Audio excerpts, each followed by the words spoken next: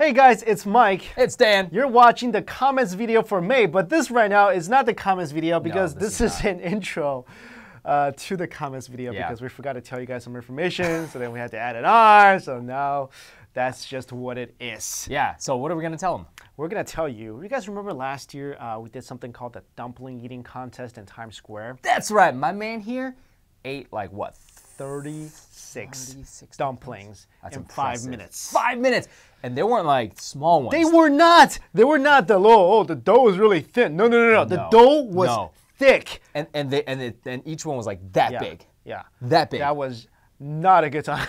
Yeah, I mean, you guys could probably find the video or we'll link it right here. Yeah, the video I'll put in the description box. But so Mike was a monster. So did that. This year is the second annual dumpling eating contest. So you're going to eat 100? I'm not doing it this year. Oh man. Wait, did you enter me in there? I can only like eat 10. You didn't enter me in there, right? Oh no! No, he didn't enter me in there. He doesn't. You don't know. You'll know the day you show up. Oh my God. But guys, come to Times Square. This is on June 26th. The competition on Friday.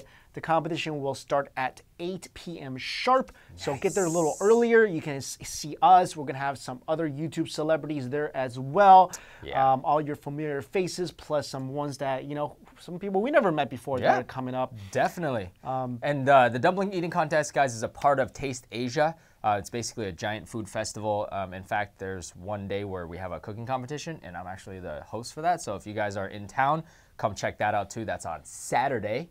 So yeah, learn a lot about Chinese food, eat a lot of dumplings, or watch us eat a lot of dumplings. Absolutely. So it'll be a dumpling eating contest between all your favorite YouTubers, not just us, not just people that you see on our channels, but our friends as well from other channels that are going to be a surprise. Yeah, we'll probably do like a teaser video at some point. And we'll do we'll have a little meetup afterwards so we can hang out a bit with you guys. So definitely show up and cheer us on. Yes. I'm going to be the retired champ. Yeah, you're going to retire with your belt. 36, 5 minutes. Yeah. But this year I think we're only going to do like 2 minutes. Oh, man. Because 5 minutes was man. It was crazy. That was a little too much. All right, guys, enjoy your comments video, which is also us. So later. See you. Peace. Hey, guys, welcome to OTGW. It's comments on your comments for the month of May. Yep. It's already May. No, it's already June. Oh, yeah, it's already June. But we're commenting on last month's comments. Yeah. It's the years is going by. Half a year has gone by. Half a year. This comment is from our Chinese schools versus U.S. schools video. It's from D Moose.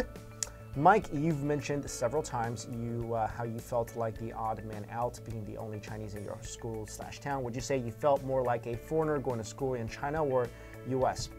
You know what? I felt like a foreigner more in the U.S. when I was in the Midwest. Okay. Of course, because you're the only Chinese guy there. Yeah, and I felt very much like a foreigner. Right. But when I went to China for those 2 years, in the first year, I think I felt like a foreigner more than any other time in my life. Okay. Because when I went to China for the first year, they literally called me foreigner. Hold on, but you just confused me because you're saying you did feel like a foreigner in the Midwest. Oh, yeah, sorry. Okay. I felt, in the U.S., I felt more like a foreigner than any other time in my life in the Midwest. And in China, I felt more like a foreigner than any other time in my life in the first year of the school I was there.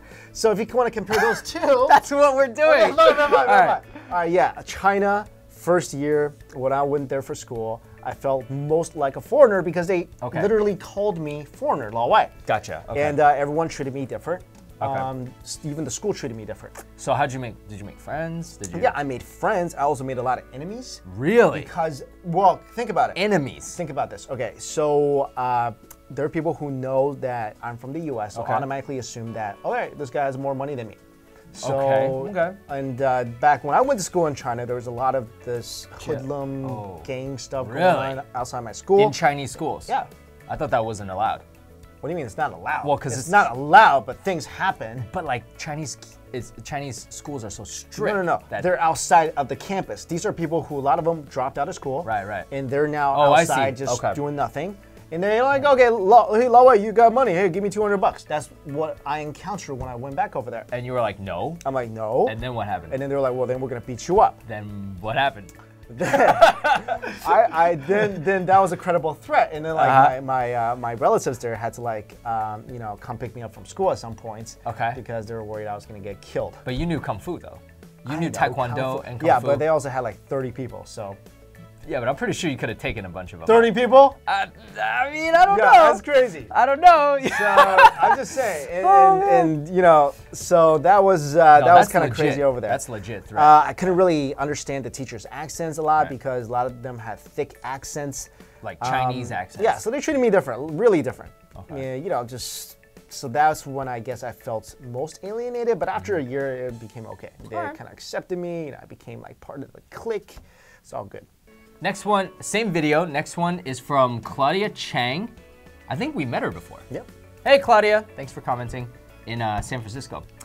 So she says, desperately waiting for part 2. OMG, this discussion is too interesting. Thank you. Dude, we had a great, and we could have went on for part 3, 4, 5, 6. Yeah, we just kept talking. We were like, oh my gosh. Because we cut out a lot too. Dude, we cut out a lot too. Because there's more like, because I find it so interesting that you and Yi had these different experiences. Because I pretend that I know. Wikipedia. Yeah, I really don't know what it's like going. I went to China. I did go to school in China for half a year, but before that, I went. Have you heard of this thing? It's like when you're 4 years old, they sent me to a Chinese boarding school. No. 4 years old. No. But I asked my mom. I'm like, why did you send me to that? They're like, oh, some kids get sent to that. No, so I never heard of that. Really? No. Oh, that's weird. Well, anyway, maybe I could teach you about that. Yeah, no, you really can't. But anyway, thank you, because we were really happy that people liked this discussion, because we felt it's very relevant to super relevant. You know, a lot of people. And you know, there's also a comment about, well, why don't you guys talk about the good and pros and cons of each school system, and not just like, you know what, we just talk about our life experiences. Wait, not just like what? Not just like talk, kind of like people feel like we're kind of ripping on the Chinese school system. We're just. I was gonna say something about that, but you know. Okay, but we're just trying to be honest about our experiences there. But also, know? I'll be real honest. I don't like the Chinese school system, because I've heard from what I hear from you guys, and then seeing as how basically when you grow up in America, you have a lot of more opportunities. So to me, just look, we're trying to be honest. Yeah. So just our point of view. If you don't like it, you know, don't need to watch it. Exactly. So. Same video, Razir says, of course, the theater major would want to skip the voluntary study session. Oh my God. Hey, man. Oh, that's true. That's a good point. Thank you. Yeah. Thank you. That's a good point. Because I know you want to be a theater major in China? Because these study sessions are useless. They're useless because all they teach you how to do is memorize these facts in order for you to nail that test, in order for you to, but you know what? I would use that for practicing the piano, drawing, you know, I would use that for extracurricular activities. No, which you guys, yes, I would. You would just goof off outside of school. But I actually also did a lot of extracurricular activities, you know, like sports and you know piano. What the extracurricular activity in China is? What was studying. That? That's what I'm saying. That's what I'm saying. So I would be like, can I go? And they'd be like, no, and I'd cry. Yeah, but or just run out. Me and Yi, you know, we did it. Yeah. You sang theater major. All right, next is the video we did about hairstyles. Okay, right. Hey, look, Mia comments on our videos, Asian Beauty Secrets. What did she say? What did she say? She said, lol, Dan, your Chinese still hasn't improved. How does she know that? Because at the end we put. How does she know that? At the end, we put outtakes of you not able to pronounce anything. Just so you guys know, every time we do a video and there's a lot of Chinese in there, I have to turn to Mike or someone else to tell me how to pronounce the words. And it usually takes a few tries. Yes. That's why, like, if there's a paragraph and there's a lot of like Chinese words, I'm like, yo, bro, you gotta do So do you think your Chinese has improved? Of course I do. Really? Yes. She called you out, man. I think it does, because how can it not? I'm speaking Chinese all the time. No, you're not. In these videos, more than I was before.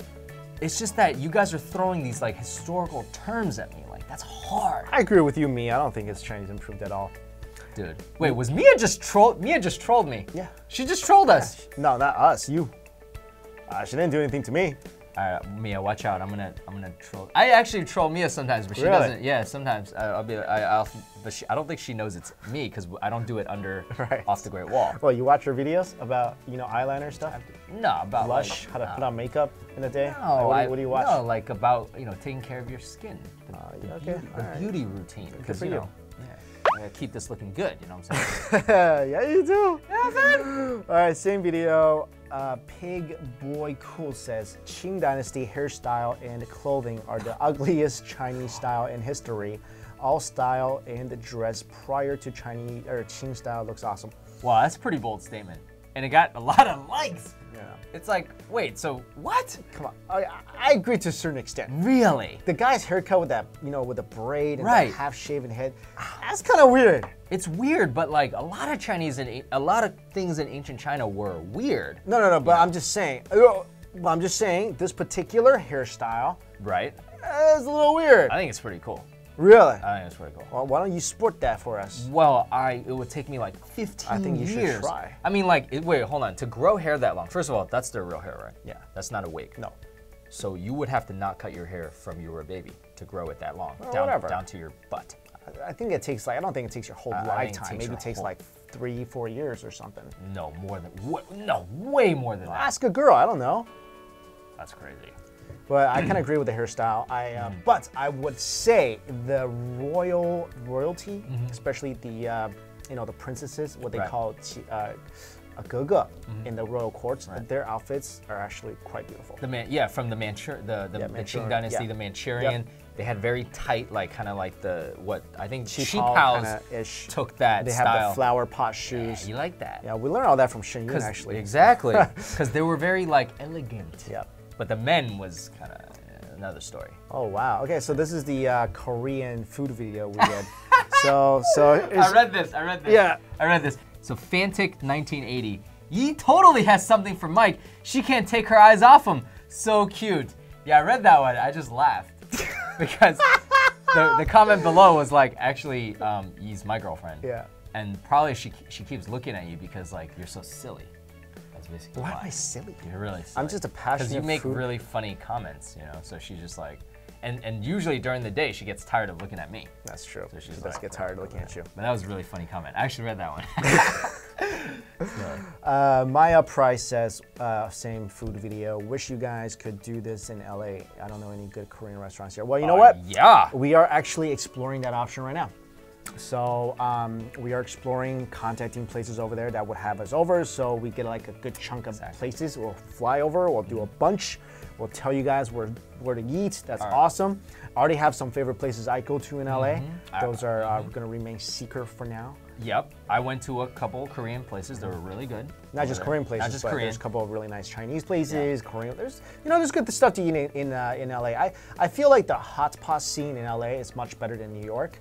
And the Korean barbecue scene in LA, it's much better than New York. Yeah, I'm gonna make this bold statement. I think the Asian food across the board in LA is way better than New York, period. No, I wouldn't say that. What do you think is better in New York? I think street food is much better in New York. Consisting of what? Like, for example, first of all, can I just knock one thing about you LA people here? Okay. That night market, that night market, Okay. that's just a train wreck. So I've never been there. The so 6 you're to saying, 6 night market oh, is just okay. a train wreck. Why do you say that? First of all, the lines are like down the block for every single vendor except for like the churro guy. You didn't go to like night market to eat churro. No, you didn't. And also the skewers, folks, LA people, skewers should not be $3 each. They're not $3 each. How much are they in New York? One. They're $1. Like $1.25. Right. But wait, forget the price. Were they good? They're same. They're the same exact quality. And I'm waiting in a line. Yeah, Do you see a line in any one of our skewer people? No, you don't. All right, I go to this night market, wait around for like half an hour to eat like a $3 skewer. That's like horrid. But you're talking about, I gotta clarify something, because you're talking about Chinese street food. Because there's a lot of other kinds of street food. Well, like first of all, Korean, okay, the night market, horrible. I give you Korean barbecue. Okay. I give you guys Chinese hot pot. Right. We take street food, Korean, little stalls too. We take stalls. We take food court. We take that. We have the better food court. Really? Yes. Okay. We have better northern food here. Okay. Yeah. I could see that. Yeah, I think they might have better. They might have better Canton. dim sum. Yeah, because the dim sum in New York, It's not that good. I'm sorry, It's not that good. It's horrible. Yeah. It's not just it's not that good, like horrendous. I'm sorry, I don't really have a good opinion of New York Chinese food. Yeah, you But don't. because I'm sorry, I mean we go to a lot of places and I like it, but I've had better on the West Coast. That's all I'm saying. Okay, well, you know, certain things you guys do better, certain things we do better. Yeah. But you know who does it all better? Vancouver. So if any of you guys want to get Mike there, all you got to do is be like, hey, Mike, I got a free room in my house, and I'll introduce you to all the places, and guaranteed he'll probably fly there. Yeah, I basically went to all the places when I was there. Yeah, but I'm just saying, like, I love that place. Next, same video. I like this one. Laura Palasio says, Mike made such a huge mess with his food, lol, like a baby. Bro, you had all of that chicken feet sauce like all over your mouth, bro. You know what? That's the sign of a good meal. It's true. You know what it is? Like, all right, I also make a big mess when I eat Italian food. You know, when they take that little comb for the crumbs. Like, yeah, there's like crumbs all over. Yeah, whatever. Yeah. Like, I'm like at the end of your meal when they come by and they have to scoop all the crumbs. It's like a mountain of crumbs on my table.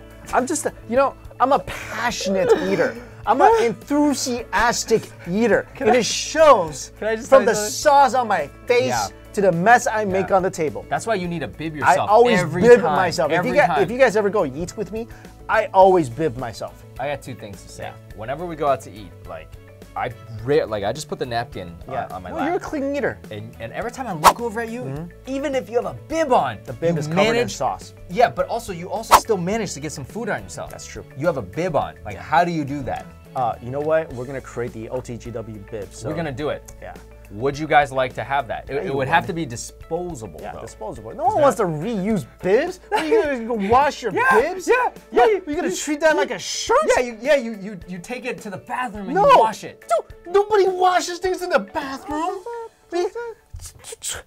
All right, the other thing is too, I used to be a waiter, right? And so we used to keep that crummer in our pocket. Let me just tell you, we rarely used it because people don't create such a mess. But if you were in the restaurant, I guarantee you, I'd have to come over every 5 seconds. They would have to actually use like a bulldozer attached to the crummer and just like bulldoze its way around the table. It would be a record. Yeah, it actually would be.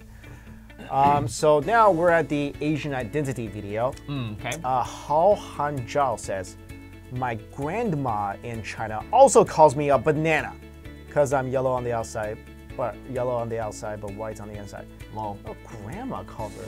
Never heard of family members actually saying, "You're so white, like you're a banana, you're a Twinkie." You're a Twinkie. You hear other people calling. You never hear family, especially a grandma. Yeah, maybe the grandma's like super into like. Grandma knows her terms. She might be watching YouTube videos. Yeah, if she ever next time you show up and she's like, "You Twinkie," yeah, she knows her stuff. Yeah, or like. What was the, or like if she had a boyfriend that was Caucasian, the grandma was like, you brought home an egg. That'd be funny. It'd be awesome if she was like, Grandma, where'd you learn that term? And she's like, I watch OTGW videos. Yeah, nothing's cooler than an older Asian person.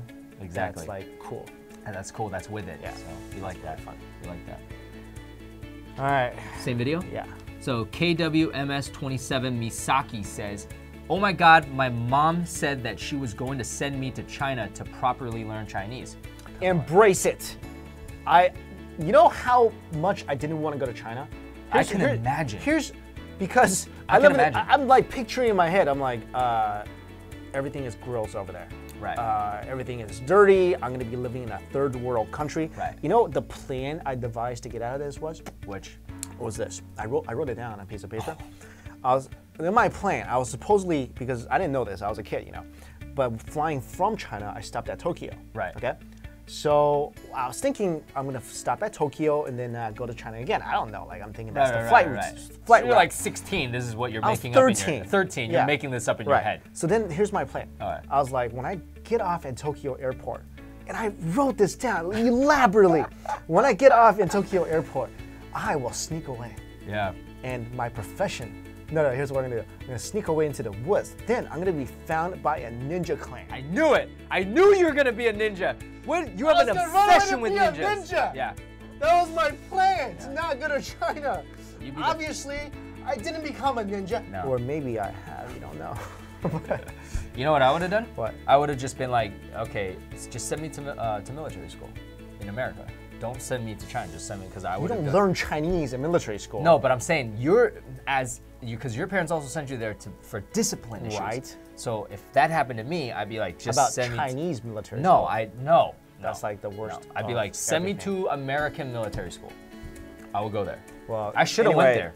I turned out fine. I ended up loving the culture there, so embrace it. Take this as an opportunity. Think of it as studying abroad, you know? Right. You know, but I would add one thing though. I'd be like, when you're in China though, you try to make an effort to also like try to like learn more traditional Chinese things outside of China, because you're not going to learn a lot of that when you're in China. Yeah. So you know, there's going to be a lot of great things, a lot of great experiences, but kind of, you know, like what am I trying to say? Like, take everything with a grain of salt. Yeah. Also, here's where it kind of messed me up a little bit coming back to the U.S. I don't know if you're gonna have this problem, but since I was in China, I didn't learn much English. So when I came back, right away I was taking my SATs, and I didn't even know like the meaning of, you know, bread or, you know, something simple. I'm like, what is that? I don't know what that means. So if you wanna, you know, if you wanna, you know, eventually go to school, I don't know where you are, but let's say you're in America, you're gonna take standardized testing. You need to keep up on your grammar. Keep it up. Okay, so this is the Dove video we did about the beautiful average door. Jackie Wu says, I'm sure Mike will walk through the beautiful door. Yes.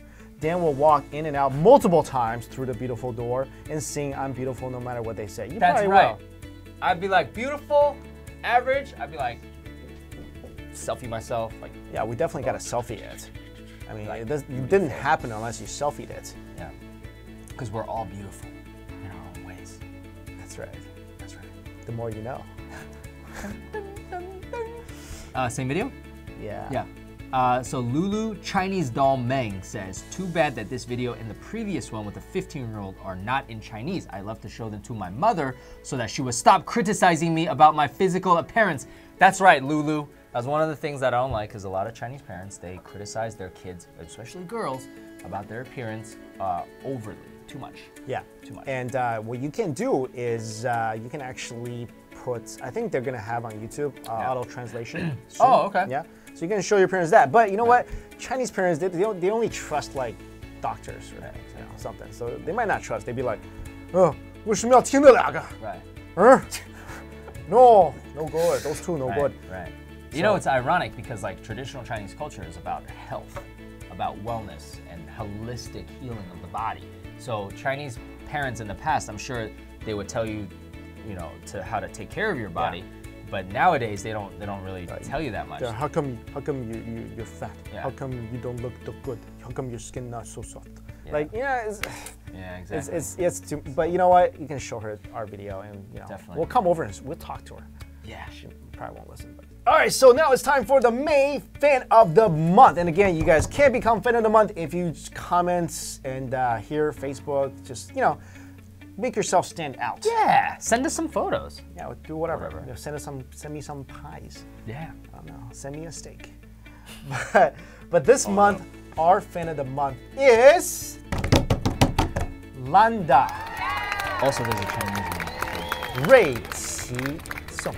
Yeah, I think I'm saying that right. I'm not 100% sure. So message us on Facebook to claim your tight-fitting, good-looking Off to Great Wall t-shirt. That's right. That's right, guys. Anyway, thank you all so much for watching. See you later. Peace.